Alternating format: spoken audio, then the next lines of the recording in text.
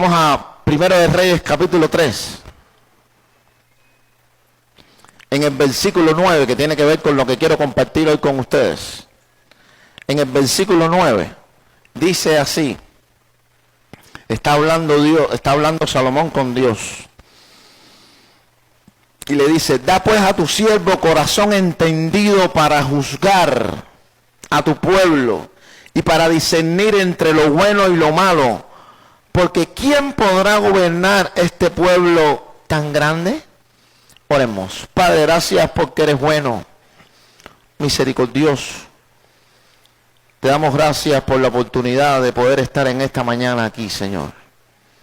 Te pedimos que tú bendigas a los hermanos que queriendo estar no pueden, a los que están enfermos, a los que están enfrentando dificultades producto de todo esto que ha ocurrido con la energía. Y ha sido un tropiezo.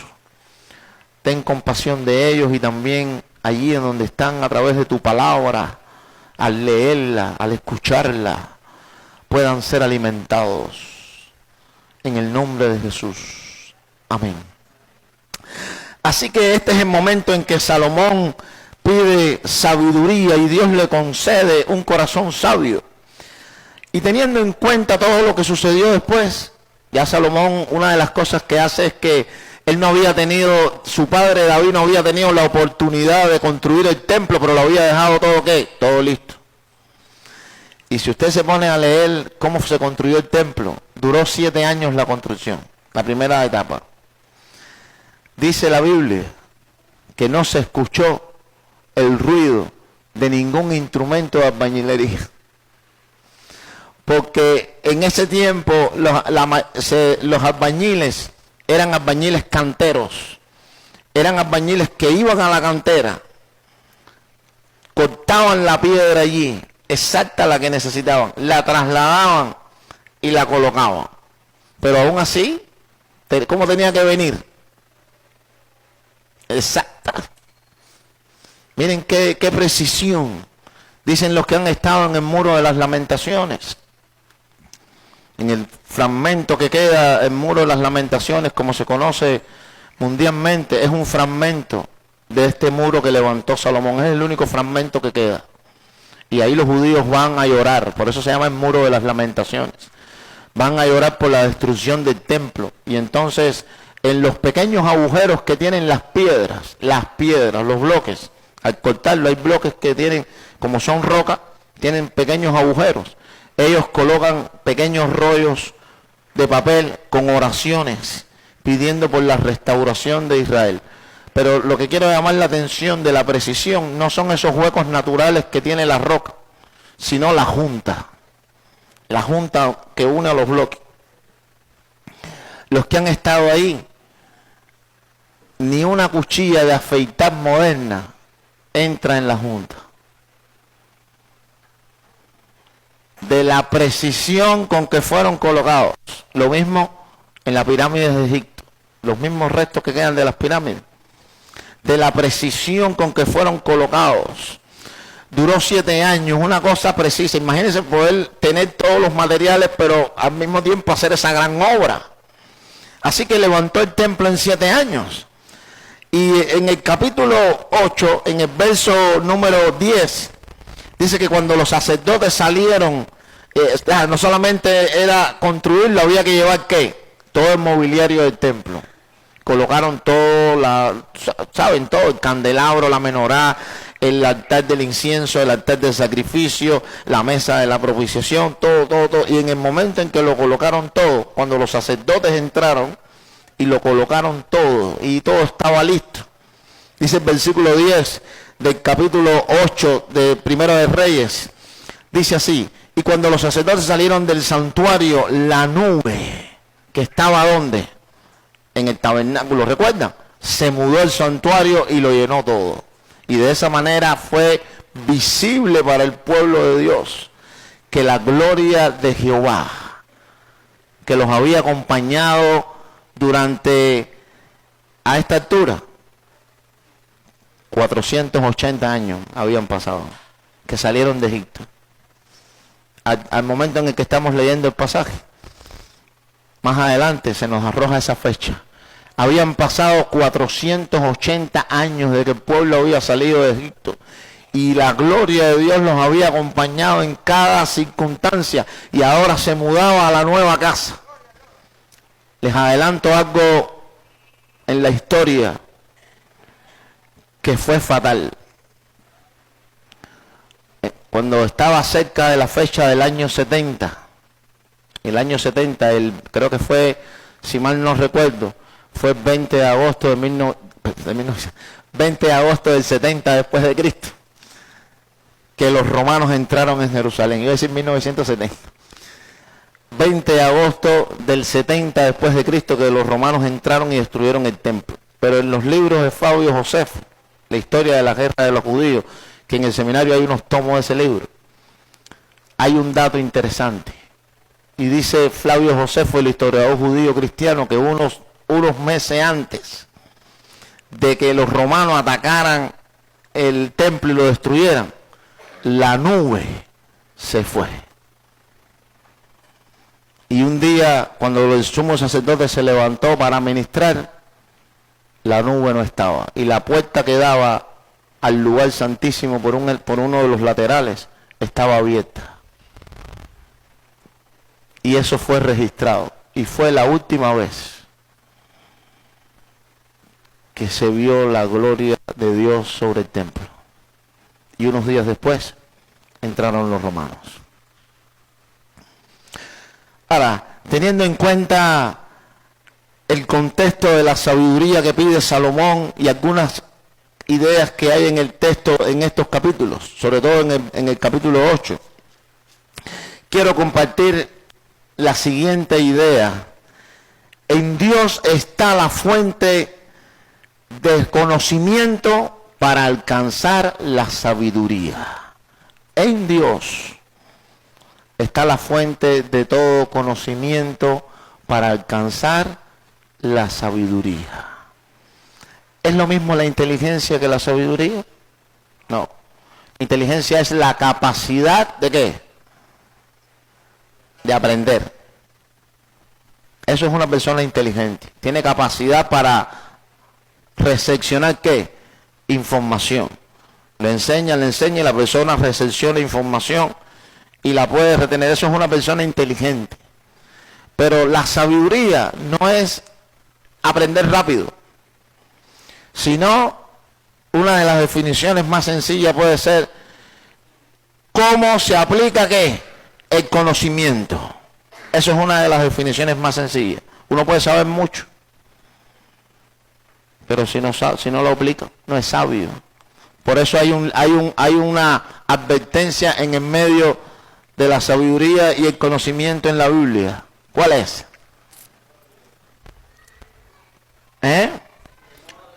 Dice el temor, el principio de la sabiduría es el temor a Jehová, pero hay una advertencia. Eso es como una referencia. Eso que acabamos de ver es Proverbios 1:7. El principio de la sabiduría es el temor a Jehová, pero entre la sabiduría y el conocimiento hay una advertencia en la palabra de Dios. El conocimiento envanece. Es diferente a la sabiduría. La sabiduría se asemeja a Dios. Hace sabio el sencillo, se asemeja a Dios. Pero el conocimiento, si no se aplica bien, ¿qué es lo que hace? Lo contrario. En vez de ser bueno, se vuelve malo. Y hace que la persona se envanezca. Y dice la Biblia que al altivo de corazón, Dios, ¿qué cosa? Lo mira de lejos. Así que, por eso hay una advertencia en el medio. Uno tiene capacidad para aprender, pero tiene que tener cuidado que ese conocimiento no se vuelva ¿qué? Un tropiezo. Pero si una persona es sabia, ya pasó por ahí. Porque tiene conocimiento. Y el conocimiento que tiene sea ¿qué? Mucho o poco. ¿Qué ha logrado? Aplicarlo como es. Y si usted hace una revisión en la historia, va a descubrir algo. Y va a descubrir que las grandes personalidades de la historia fueron gente sencilla. Hablábamos la semana pasada de George Washington Carver. George Washington Carver era un esclavo. pero llegó a ser el que fundó la universidad, no sé si es la más grande, durante muchos años fue la universidad más grande de los Estados Unidos, la George Washington Carver.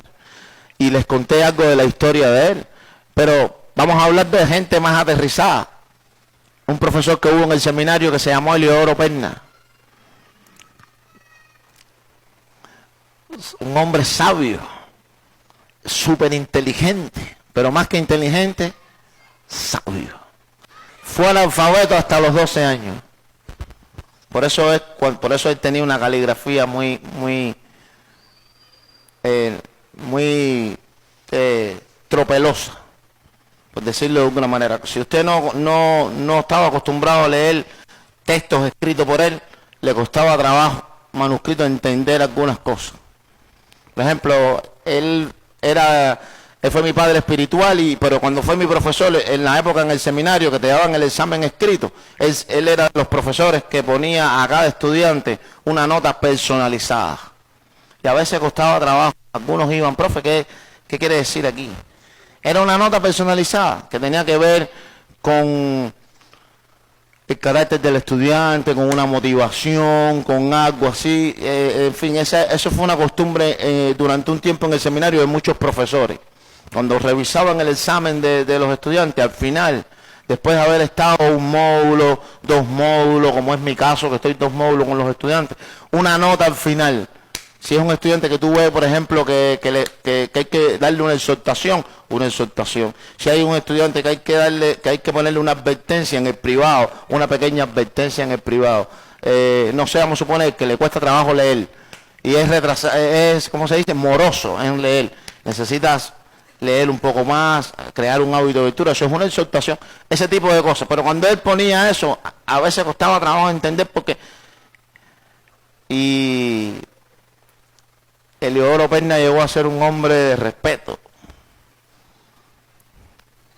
Tenía un corazón sabio. Dios lo usó de una manera tremenda. Esta fue una de las iglesias, cuando él vivía y supo que yo había estado aquí de pastor, me dijo, yo en el año 65, cuando los pastores cayeron presos, yo iba al Cotorro. Me dijo, la iglesia, fíjense, pasó por aquí hace más de 40 años, y me dijo, la iglesia del Cotorro no tiene piso, como si fuera un juego de damas. Dígole, sí, que las losas son... Me dijo, en el 65, cuando los pastores cayeron presos, yo iba ahí a dar conferencias de Biblia del universo. Y de ahí salía, y iba para la iglesia, esta que está en 69 en Playa, Betel. Iba a Betel, y así, porque estaban presos los pastores, y él era uno de los diáconos, de los laicos, que iban predicando por diferentes lados y dando estudio bíblico y ayudando a las familias pastorales y a las iglesias, porque entonces los pocos pastores que quedaron se tenían que intercambiar y uno predicaba aquí y el otro, entonces se volvió un problema. Pero no solamente fue una etapa que se superó por el apoyo de los laicos, y él fue uno de los tantos laicos, sino por el apoyo también de las esposas de los pastores también, que asumieron un rol de predicación en las iglesias y rol de estudio bíblico. Y cuando los pocos pastores que quedaron se encargaron de pastorear la obra por las provincias, entonces se iban rotando, y las que cubrían eran las esposas, los laicos, en fin, gente que Dios usó, gente sabia. Entonces, en Dios está toda la fuente de conocimiento para alcanzar la sabiduría, porque sin Dios el conocimiento lo único que hace, ¿qué cosa es? Envanecernos. Ahora, con Dios tenemos las dos cosas. Tenemos las dos cosas. Y les decía que la mayoría de los grandes eran gente de fe. Gente que casi que lo descubrieron porque Dios se lo sopló, por decirlo de alguna manera. Thomas Edison, el que inventó la bombilla eléctrica, era un hombre de fe. William Ford, el que inventó el primer motor de combustión, el primer automóvil de combustión, el Ford, era cristiano. El que inventó la fórmula de la Coca-Cola, era cristiano. Albert Einstein, el que descubrió la fórmula que transformó todo, era cristiano. La energía es igual por la velocidad de la luz. La energía es igual por la masa a la velocidad de la luz al cuadrado. Esa es la fórmula más fuerte que se ha descubierto en la física. Un hombre de Dios. Y si usted se pone, otros. Galileo era un hombre de fe. Y así, no eran ateos. Dios, y eran gente que no tenían posibilidades. Gente que contaban, no tenían el conocimiento suficiente. Y es más, póngase a pensar en su propia familia, en la gente que usted ha conocido hasta ahora. ¿Cuánta gente que no sabe tanto le ha dado un buen consejo a uno que sabe más? Y que ese consejo no lo puedes comprar. Puedes pagar lo que sea. No hay cómo obtenerlo. Y es una persona que a lo mejor no tiene el conocimiento que uno tiene, pero le ha dado un buen consejo. ¿Es un consejo que es sabio? Entonces, teniendo en cuenta esta verdad que he querido compartir en esta mañana, que en Dios está la fuente de conocimiento para alcanzar la sabiduría, vamos a ver tres cosas, tres verdades. La primera está en el versículo 8, en el versículo 20 del capítulo 8. Y como en Dios está la fuente de sabiduría, una de las cosas que tenemos que entender es que ese Dios que es sabio es fiel. Y la expresión que usa el versículo 20 en la primera línea, y Jehová ha cumplido ¿qué cosa? Su palabra. Una de las cosas que Dios le reafirmó a Salomón es que le dijo, yo he cumplido ¿qué cosa? Lo que le prometí a tu padre. ¿Salomón tenía un reto por delante o no? ¿Cuántas cosas tenía que hacer? ¿Cuántos retos tenemos tú y yo en nuestra vida ahora mismo? ¿Qué va a pasar con nuestras vidas? Son preguntas que pasan. ¿Qué va a pasar si nos enfermamos? Porque hay escasez de medicina. Hay gente que hay una frase que es un eslogan ahora, que la gente la dice mucho por la calle. La gente dice, Cuba, ¿qué va a pasar contigo?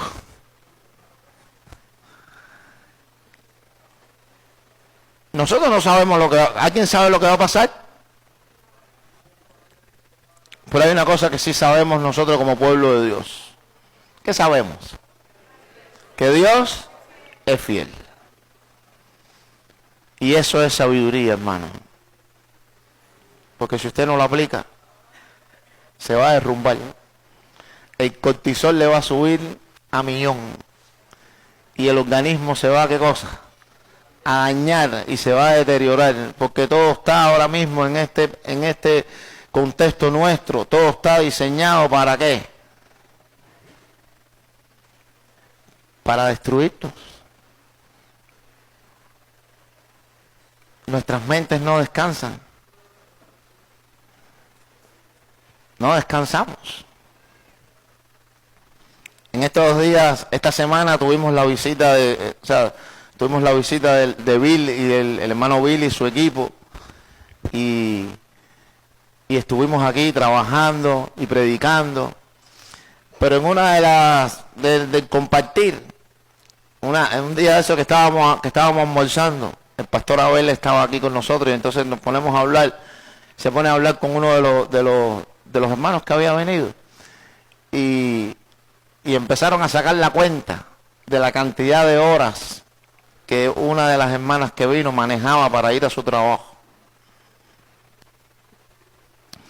Cuando se multiplicaron esas horas por días, por meses, por años, eran como 6 meses de su vida. Como 6 meses. ¿Qué cosa? Perdidos. 6 meses, así le fue. Y si uno hace ese análisis con otras cosas, que uno va a encontrar que se pierde mucho tiempo, que la vida es nada y que hay muchas cosas que nos perturban. Y si uno se deja llevar por todas las situaciones, el pensamiento se le va detrás. en estas mismas horas, lo que llevamos son horas sin poder descansar, ¿verdad? Nuestras mentes, ¿cómo usted se siente? Agotado. Estamos agotados, ¿sí o no? Agotados, porque no hemos podido descansar bien nuestra mente. Imagínense esa mente agitada. Yo estoy siguiendo hace unos días a un médico que le mandé a Raiza, le mandé el link, y a mí me encanta él, porque una de las cosas que dice es, hay que aprender a quietar la mente.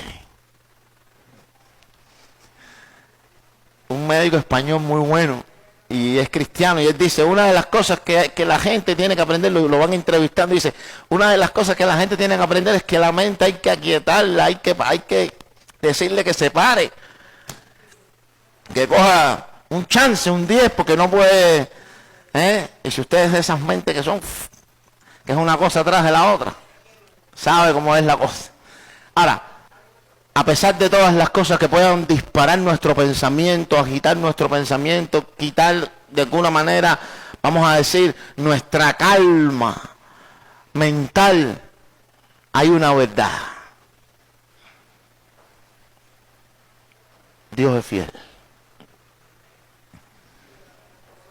Y eso produce ¿qué cosa? Paz. Produce descanso. Yo no sé lo que va a pasar, pero yo sé que Dios va a hacer algo. Entonces eso automáticamente hace que uno pare sus acciones y empiece a confiar. Dios lo va a hacer y uno suelte esa carga y le produce paz a uno. Pero lo malo es que nosotros siempre queremos, ¿saben? Como aquel cuento, aquella vieja ilustración del hombre que le dan una botella con un saco de leña, otros dicen que un saco de yuca, y lo montan en una camioneta. Y entonces el chofer de la camioneta mira por el retrovisor y lo ve atrás, que tenía el saco todavía cargado, y para, y le dice, bájate. Y dice, bájate y ve caminando. Y le dice, ¿por qué? Dice, pues yo te paré para aliviarte la carga, pero resulta que vas en la camioneta y tú todavía tienes el saco. Ve caminando entonces, porque no has soltado la carga. Es lo mismo que vas en la camioneta o que vayas caminando, porque al final tú llevas el peso. Pero cuando uno entiende que Dios está en control y que Dios es fiel y que Dios no va a fallar, ¿qué pasa con la vida de uno? Se aligera. Un corazón sabio, como el de Salomón, no olvida la fidelidad de Dios. No podemos olvidarnos de la fidelidad de Dios. Estemos pasando por lo que estemos pasando, pase lo que pase, venga lo que venga, que están fuera del control de nuestras manos, Dios es fiel. Y una promesa que está en los evangelios, en el evangelio de Mateo, y lo dijo Jesús, yo estoy con vosotros todos los días, hasta el fin del mundo. Pero quiero resaltar, ¿hasta dónde? Hasta el final. ¿Hasta dónde? Hasta el final. Hasta el final implica hasta el último aliento de nuestra vida, porque Dios es eterno. Lo dice hasta el fin, que es hasta el fin de todas las cosas, porque Él es eterno. Estoy hasta el final contigo, hasta el final, hasta ahí, hasta el momento en que terminas tu vida en la tierra y pasas a mi presencia. Hasta ahí estoy. Estoy hasta el final. Segunda cosa, un corazón que entiende que en Dios está la sabiduría, no solamente reconoce que Dios es fiel, sino que exalta el nombre de Dios. Dice el verso 23 del capítulo 8. Y dijo, Jehová Dios de Israel, no hay qué, no hay Dios como tú, ni dónde, ni arriba en los cielos, ni abajo en la tierra. Se parece mucho al pasaje de Filipenses. Y se parece mucho al pasaje de Apocalipsis, capítulo 5, cuando se abre el rollo. No había nadie digno, ni en el cielo, ni en la tierra, ni debajo de la tierra, digno de abrir el rollo. Y le dice, oh Señor, tú eres el único digno, el único que tiene las cualidades. Exaltar el nombre de Dios. Eso nos hace sabios. Porque ¿qué dice Proverbios 1:7, que es bien conocido? El principio de la sabiduría, el principio de la sabiduría, el principio de la sabiduría es el temor a Jehová, la obediencia a Dios. El mundo nos puede decir otra cosa. Puede decirnos que la sabiduría está en aumentar riqueza, pero la Biblia dice, ¿qué dice la Biblia? Que las riquezas, ¿qué? Salen volando. Que lo mismo, yo recuerdo cuando hubo el cambio de MLC para, ¿cómo se llama? No, de CUC para MLC. Lo dije mal. De CUC para MLC, para los punticos esos en las tarjetas. La gente se volvió loco. Y cuando pusieron el tope de cambio, más. Y después todo el mundo, y ahora ni el MLC.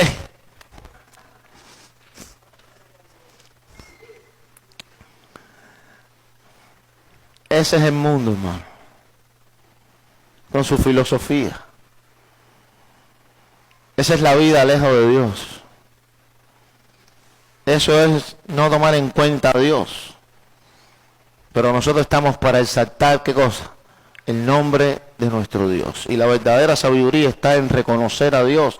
Uno de los pasajes que mencionamos la semana pasada fue también este que dice, reconócelo en todos tus caminos, haciendo referencia a la vida de George Washington Carver. Era su pasaje de la Biblia favorito. Un proverbio también. Reconócelo en todos tus caminos. Exalta a Dios en todos tus caminos. En toda nuestra manera, en nuestro trabajo, en nuestra manera de escribir. Si eres bueno escribiendo, si eres bueno leyendo, si eres bueno sirviendo, si en lo que sea, guiando personas, pastoreando, aconsejando, cantando, alabando el nombre de Dios. Exalta es poner el nombre de Dios en alto. Una de las bromas, cuando yo era estudiante del seminario, una de las bromas en la biblioteca a la hora de escoger el título de un libro, algunos decían, antes de escoger el libro, mira primero el título y el nombre del autor. Si tú ves que el nombre del autor es más grande que el título, no, ese no lo lea. Te decían así, cosa de una jocosidad. Decían, este es poco espiritual porque mira el nombre que es grande y el título del libro es así chiquitico. Decían los muchachos en mi tiempo.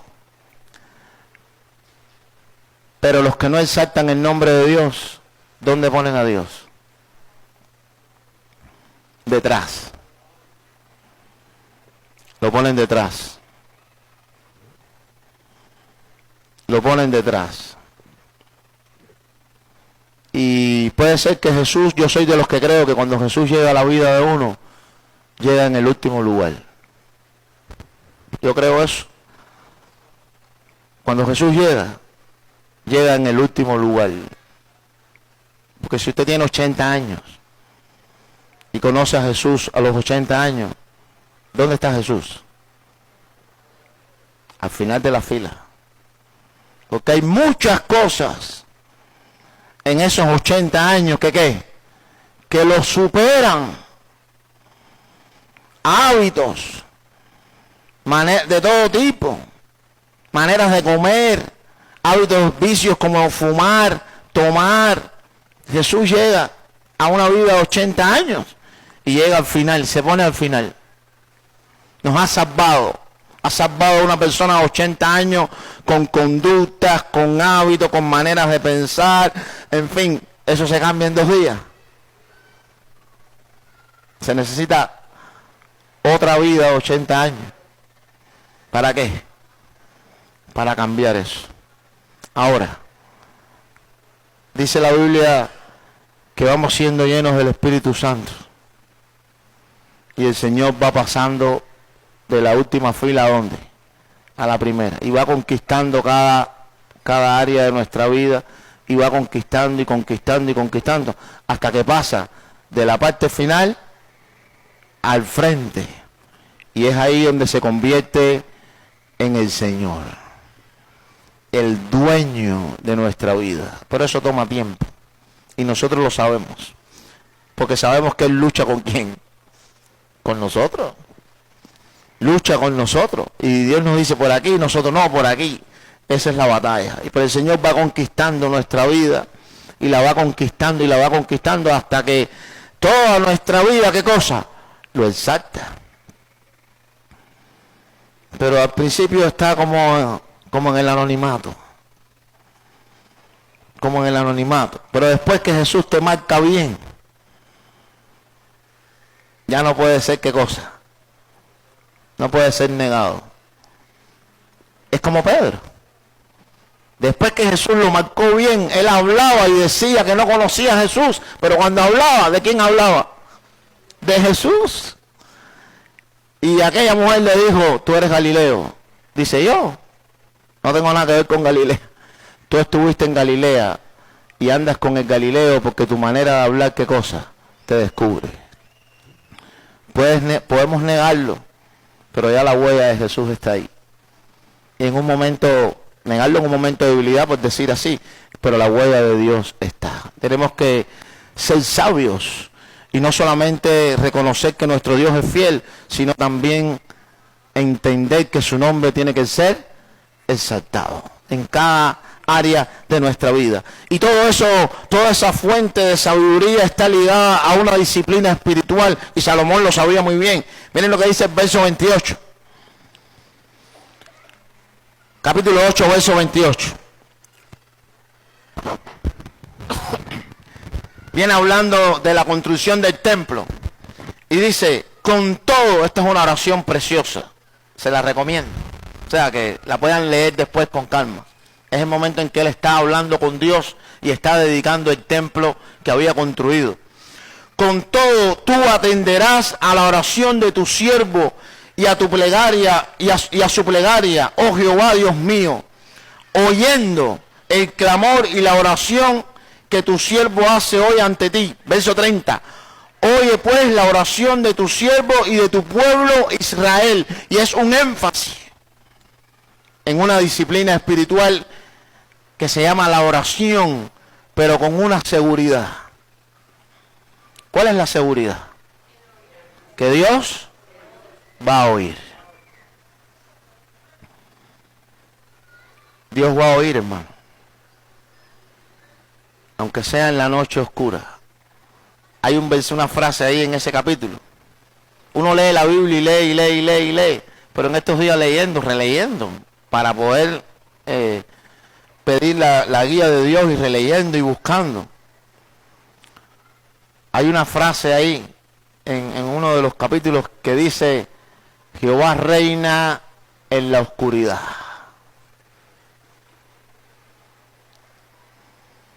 ¿Cuántas veces has pensado que cuando el único Dios reina es cuando se ven las cosas?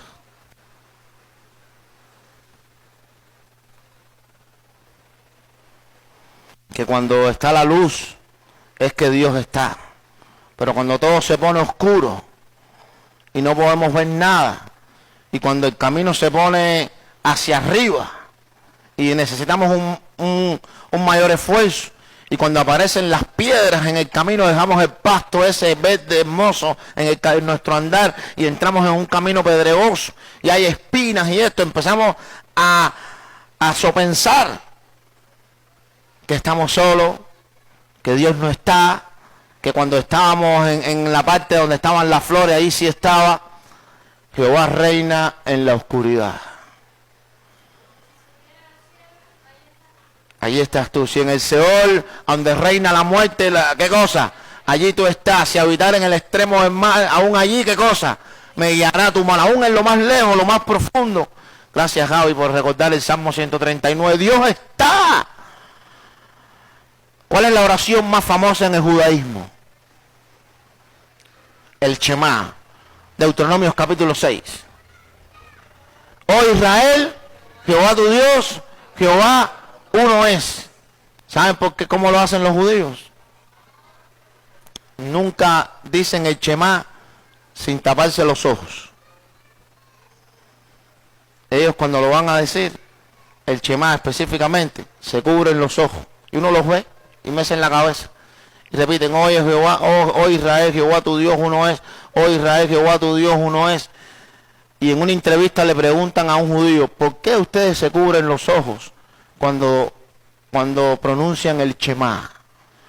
Y una de las cosas que él dijo, dice, es fácil decir que Dios es uno y que Dios está con uno cuando las cosas van bien.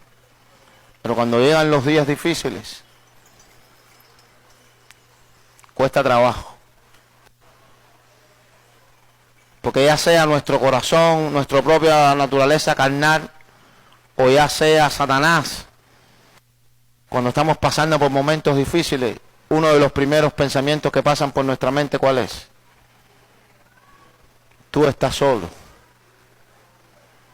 Tú ves que Dios no te quiere. Dios se olvidó de ti. Mira a los demás, pero tú, ese es el ataque del enemigo a través de nuestra propia naturaleza carnal o directamente del mismo. Intenta que nosotros nos olvidemos de Dios simplemente porque se ha oscurecido el camino. Pero un corazón sabio que reconoce que en Dios está la fuente de toda sabiduría, no olvidará que Dios es fiel. Y detrás de esa oscuridad, ¿qué viene? La luz. Como le dijo Job, dijo, yo sé que aunque sea deshecha esta mi carne, ¿qué cosa? Sé que aún veré a Dios. Aún lo veré. Al final veré a Dios. Mi Dios está al final. No puedo entender todo lo que le estaba pasando, no podía explicarlo del todo, pero él guardó su fidelidad. No intentó entenderlo todo. Guardó su fe.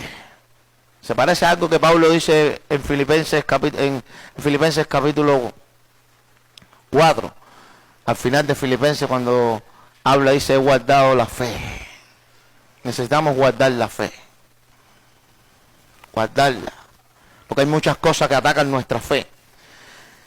Un corazón sabio no solo no olvidará que Dios es fiel, un corazón sabio que entiende que en Dios está en la fuente de todo conocimiento y sabiduría, exaltará el nombre de Dios, vivirá para eso, para poner el nombre de Dios en alto con sus propios esfuerzos.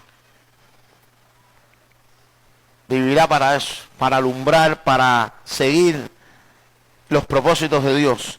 Y finalmente, no dejará ¿de qué?